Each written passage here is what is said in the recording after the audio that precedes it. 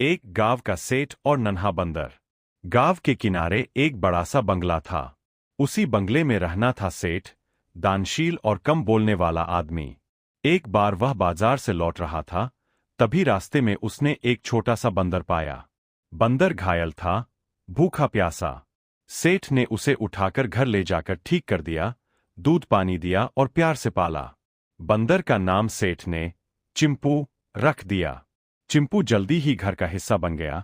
सेठ की आंचल पर सोया, बच्चों के साथ खेला और जहां जहां सेठ गया वहीं चिंपू भी गया। लोग उसे देखकर मुस्करा देते। गांव वाले भी कहते, देखो, सेठ का प्यारा बंदर कितना वफादार है। दो बदलती हवा, सेठ का स्वाभिमान बढ़ता है। समय के साथ सेठ की किस्मत और अच्छी हो गई। व्यापार फले फूले और उसका नाम प्रतिष्ठा बढ़ी। धीरे धीरे सेठ का व्यवहार बदलने लगा, नम्रता में कमी आई, थोड़ी अकड़ बढ़ी। अब वह शान शौकत पर ज्यादा ध्यान देता और सोचने लगा कि संपत्ति ही उसकी पहचान है। चिंपू पर अब भी उसका लगाव था, पर पहले जैसा प्यार दिखाने में वह कम हो गया। 3 नौकर की चाल, एक कुचाल योजना। बंगले में कई नौकर चाकर रहते थे। उनमें से एक, रामू, अक्सर छोटी छोटी गलतियां छिपा देता और अपनी ड्यूटी से कतराता था। रामू ने देखा कि चिंपू अब सेठ का कम प्रिय नहीं, बल्कि एक दिखावा बन गया है। उसे लगा, अगर वह चिंपू बेच दे और कुछ पैसे अपने खाते में रख ले तो फायदा होगा। एक रात जब सब सो रहे थे, रामू चिंपू को चुराकर आसपास के बाजार में ले गया। सेठ और चार बेच दिया गया चिंपू। गांव के किनारे एक बड़ा सा बंगला था। रामू ने चिंपू को बेच दिया। बेचने के बाद जब बोलने वाला आया तो सेठ ने उसे एक बार वह बाजार से लौट रहा था, रामू ने रास्ते में उसने एक छोटा सा बंदर पाया। सेठ को पहली बार भीतर से एक खालीपन महसूस हुआ। सेठ ने उसे अब एहसास ले जाकर चिंपू सिर्फ एक जानवर दूध पानी दिया, बल्कि उसकी सच्ची साथी थी। बंदर का नाम उसके अकेले पलों में साथ दिया था, रख दिया। किंतु सेठ का जल्दी ही घर का हिस्सा सच देर से समझा। सेठ की आंचल पर सोया, सेठ की बच्चों के साथ खेला और जहां जहां तक सेठ बेचैनी में चिंपू भी गया। उसने नगर के उसे देखकर मुस्कुरा दिए। बाजारों में खोज की। अंत में उसने पता लगाया कि चिंपू को एक छोटे रंगबाज के पास बेच दिया गया है। बदलती हवा, जो चिंपू को स्वाभिमान शो में दिखाता था, समय के साथ उस रंगबाज की किस्मत और अच्छी हो गई। रंगबाज ने पैसे मांगे और सेठ का नाम प्रतिष्ठा सारे पैसे दे दिए। धीरे धीरे सेठ का व्यवहार बदलने लगा।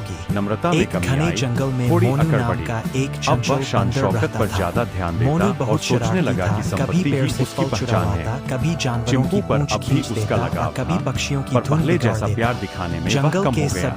3 नौकर की चाल, एक कुचाल योजना। बंगले में कई नौकर चाकर रहते थे।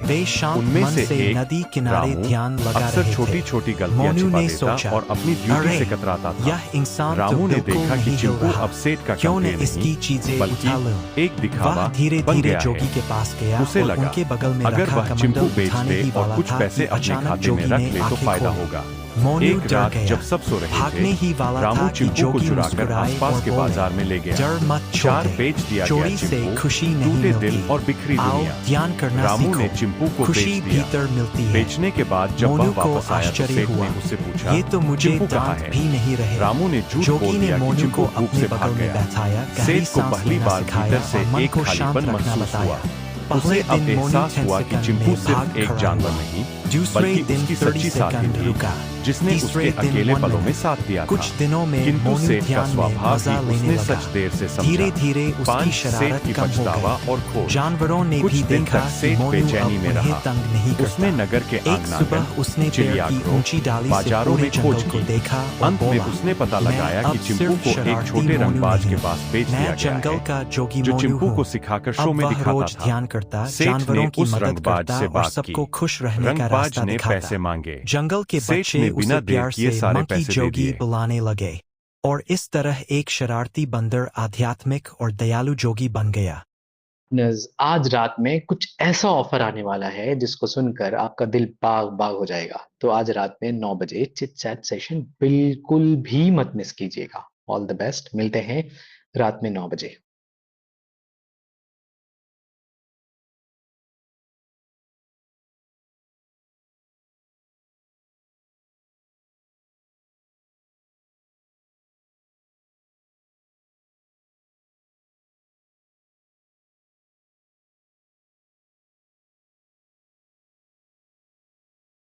19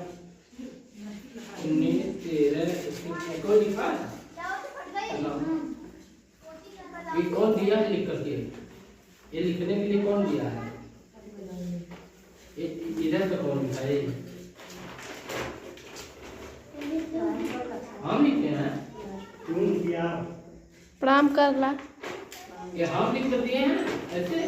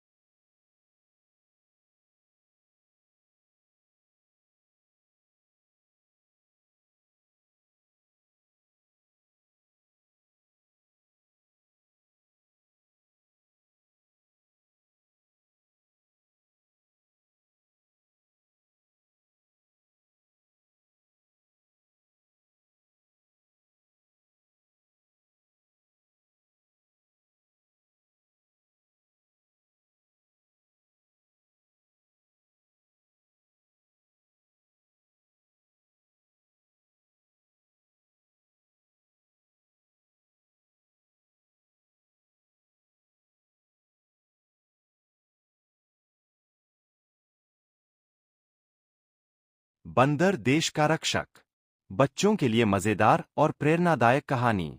एक बार की बात है, घने जंगल और ऊंचे ऊंचे पहाड़ों से घिरे एक छोटे से देश का नाम था आनंदलोक। इस देश में इंसान, पक्षी और जानवर सब मिलजुल कर रहते थे। लेकिन एक बात सबको नहीं पता थी, इस देश का असली गुप्त रक्षक कौन है। गुप्त रक्षक वीरू बंदर। आनंदलोक के जंगल में एक चतुर और फुर्तीला बंदर रहता था। उसका नाम था वीरू। वीरू साधारण बंदर नहीं था। रात होते ही वह जंगल पर पहरा देता, ऊंचे पेड़ों पर चढ़कर दूर दूर तक नजर रखता और अगर कोई खतरा दिखे तो जोर जोर से चेतावनी की आवाज निकालता। देश के लोग तो सो जाते थे, पर वीरू नहीं। वह सोचता, जब तक मैं हूं, कोई इस देश को नुकसान नहीं पहुंचा सकता। खतरा मंडराया। एक दिन 3 चालाक शिकारी आनंदलोक के जंगल में घुस आए। उनका प्लान था कि वे जंगल के जानवरों को फंसाएंगे और देश की शांति बिगाड़ देंगे। वे जाल बिछाने ही वाले थे कि वीरू ने ऊपर से उनकी हर हरकत देख ली। वीरू तुरंत पैरों पर छलांग लगाता हुआ जंगल के सभी जानवरों को इकट्ठा करने लगा। हिरन, तोता, हाथी, सबको उसने खतरे का संकेत दिया। वीरू की चालाकी। अब बारी थी योजनाबद्ध जवाब की। वीरू ने सभी जानवरों को कहा, हम डरेंगे नहीं, हम अपने देश को बचाएंगे। वीरू ने एक शानदार योजना बनाई। तोतों को आकाश से निगरानी का काम, हाथियों को शिकारी के रास्ते बंद करने का काम। खुद वीरू ने पैरों से एक्स्ट्रा सूखी टहनियां जरवाई ताकि शिकारी फिसल जाए। जैसे ही शिकारी आगे बढ़े, धड़ाम, वे वीरू द्वारा बिछाई गई सूखी टहनियों पर फिसल कर गिर पड़े। फिर हाथियों ने तेज आवाज में चिंघारा, तोते उल्लूहुओं की आवाज में अलार्म बजाते रहे। शिकारी डर के मारे भाग खड़े हुए और कभी वापस नहीं आए।